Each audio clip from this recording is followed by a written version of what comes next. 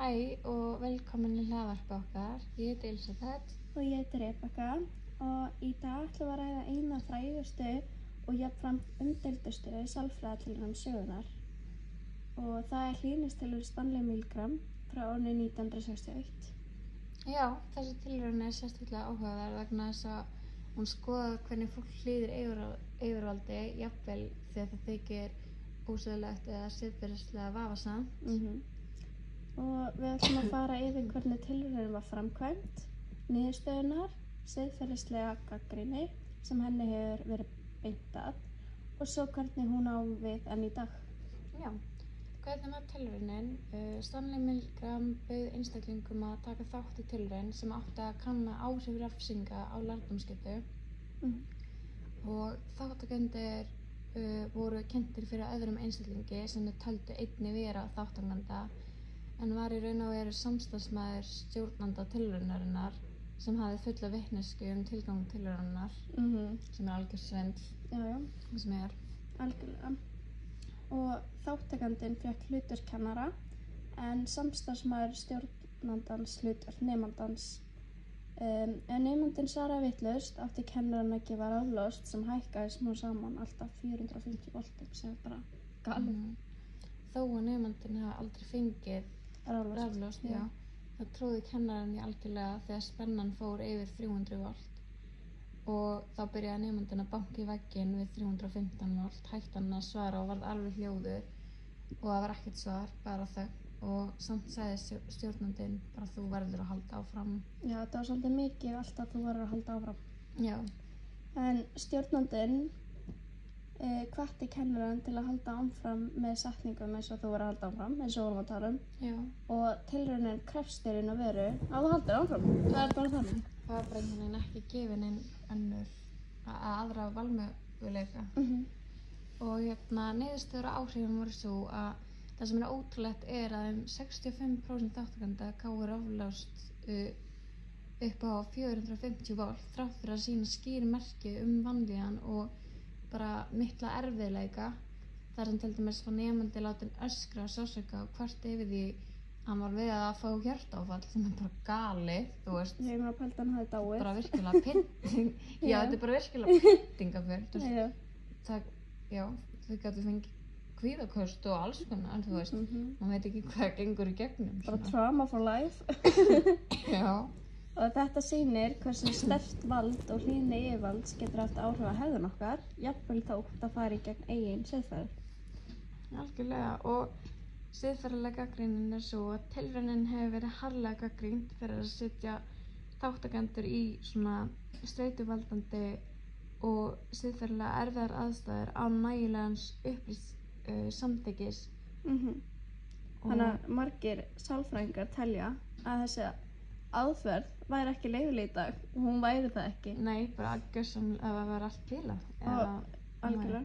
Og þrátt fyrir að Milgram hafi reynt að sýna fram á mikilvægi tilraunar þá, þá myndi þetta ekki vera í lagi. Nei. Ef við endurhugsum tilraunina í nútíma tengsl, þú veist, í dag myndum við líklega framkvæma svona rannsókn á mikið öruggari hátt. Já. Til dæmis með svona tölvuleikjum eða einhvern svona sýndarveruleika. Já, til að lágmarka svona sálrænan skaða og þú veist, þetta verða engar svona pyntingar og fólk verður algjörlega, þú veist, upplýst og þú veist, skrifar öll undir pappíra og þetta sé á upp á afleiðingar. Já, algjörlega. Og ég meina, pyntingar ólöglegar. Já, það væri bara allt. Myndu öll að kæra í dag. Já, og það er alveg sýnt fram á það eins og pyntingar í fangelsum og svona að fólk verður aldrei sama manneskjan eftir svoleiðis. Nei. Þannig hvað þá í ykkur tilraun skilur. Já, nákvæmlega. Maður myndi bara ekki gera það sjálfum sér það. Nei. En þetta snýst þó ekki bara fortíðina. Hlýðni við vald er enn mjög áberandi í vinnuumhverfi, stjórnmálum og jafnvel á samfélagsmiðlum. Já, þar sjáum við oft fólk fylgja hópþrýstingi og yfirvöldum jafnvel þegar það er að berjast á móti eigin sannfæringu. Og hvernig á tilraunin við nútímann og það er hlýðni við yfirvald er ekki bara eitthvað á fortíðinni eða söguleg tilraun. Hún er enn mjög áberandi í daglegu lífi okkar bæði í vinnu, umhverfi á netinu og pólitískum aðstæðum.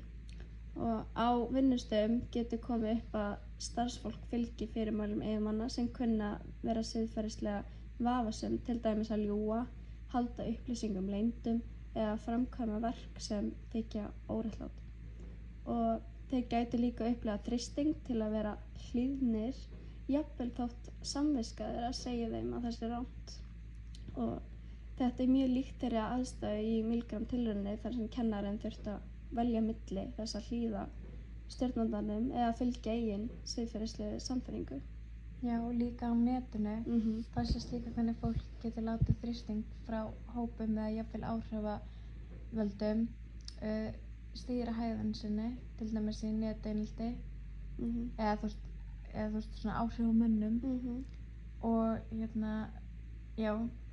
stýra neteinelti eða í pólitískum umræðum þar sem fólk svona hlýðir ákveðnum hópum með samfæringum án þess að spyrja sig sjálf bara hvort það sé rétt og þessi gerða félagslegum þrýstingi og að fylgja yfirvaldinu á netinu má líka við þá þvingun sem þátttakendur í tilraun Milgram upplifðu.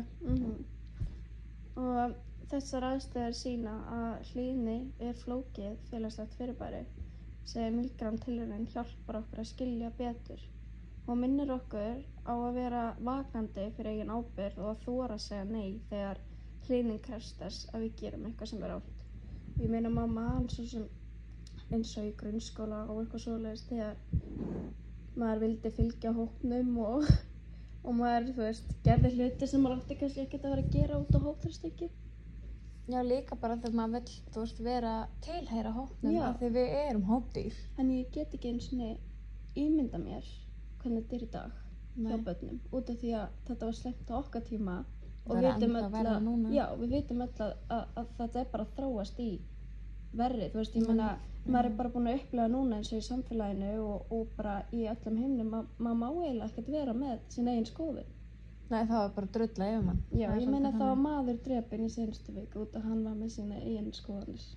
Þannig að það er líka svolítið svona sem maður hugsar það verður alltaf einhvern veginn erfiðar að segja nei og standa með sjálfum sér og þú veist, þora að vera með aðra skoðun út af því að maður, þú veist, annarkvort tilheyrir þá ekki hópnum eða að maður bara, þú veist, það bara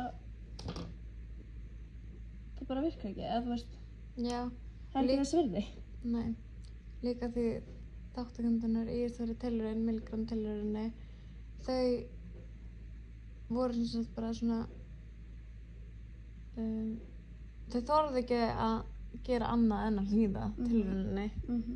Það tók smá langan tíma að orða þetta. En já, og lokaðurinn okkar er svo að Milgram sett okkur fram spurningu sem á enda erindi í dag.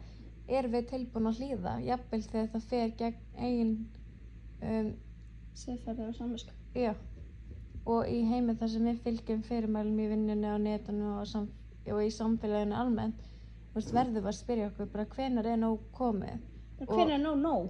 Já, og hvenær eigum við að hlusta, þú veist, bara frekar á eigið innsæi en eitthvað yfirvald eða eitthvað með hvítum slott. Og þú veist, þetta er leksja Milgram að hlýðni er ekki alltaf dyggð, stundum er hugrekki fólkið í að segja nei. Já. Og maður á í raun og veru bara að kenna börnunum manns að hafa skoðun og þora að segja nei. Já, algjörlega. Mér finnst eins og mamman eftir vinkonu sinni sem þora aldrei að segja nei og þú veist mörgum sem hafði ekki sjálfsöryggið eða var ekki kennt að mega hafa skoðun. Nei. En já. Já, ég segi bara takk kærlega fyrir að hlusta okkur í dag og vonum að þetta hafi vakið eitthvað til umhugsunar valdhlýðni og ekki síst eigin ábyrgð. Já, algjörlega. Takk fyrir okkur.